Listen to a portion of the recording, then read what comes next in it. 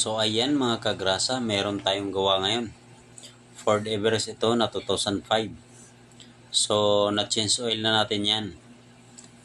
Ang gagawin pa natin dyan ay magpapalit tayo ng upper suspension arm bushing.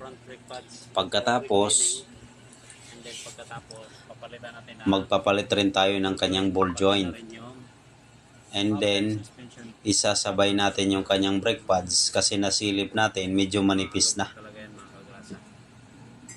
So ito naman, kailangan lang muna natin kalasin yung kanyang upper suspension arm bushing. Yung upper suspension arm.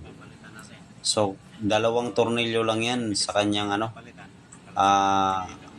upper suspension arm na 17mm. Pero bago natin kalasin yung kanyang tornilyo na yan kasi nasa likod, hanggat maaari maluwagan muna natin yung kanyang shafting. So ayan, at natanggal na nga natin. So kitang-kita naman natin, yan yung kanyang brake pads ay medyo manipis na rin.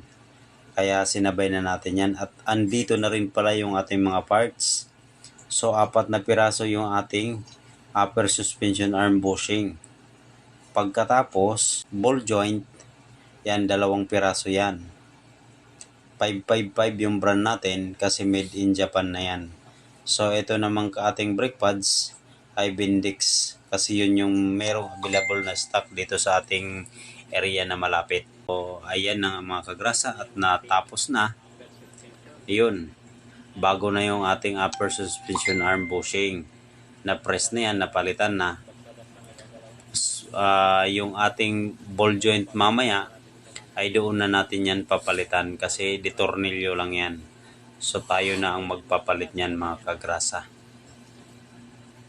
So ang pagbabalik lang naman yan, kung paano mo naman tinanggal ay ganun mo lang din yan ibalik. So ibabalik lang natin yung tornilyo dyan sa likod na 17mm. Pagkatapos nyan, pag nalagay na natin yung kanyang tornilyo na 2, so meron kasing iba nyan na merong mga camber washer. Ay kagaya nito, medyo marami-rami rin talaga yung camber washer.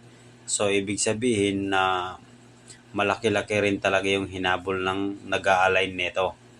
So kung paano lang naman natin tinanggal yung atong camber washer natin, ay ganun din natin ibalik. Kasi meron kasing iba sa kabilang side, halimbawa kagaya niyan 2 tornilyo, ay yung sa likod banda ay mas lamang ng 2.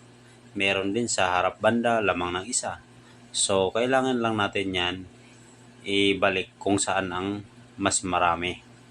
So kailangan rin natin yan kasi tatandaan para maibalik at hindi magbago yung kanyang, para pag camber niyan kung kailangan lang nilang bawasan or dadagdagan ba. Pero malamang kasi bago na yung ating mga bushing, so malamang magbabawas na lang ito. Ayan, at yung kanyang brake pads din, ayun, bago na ito. So kita nyo naman yung kapal ng bago.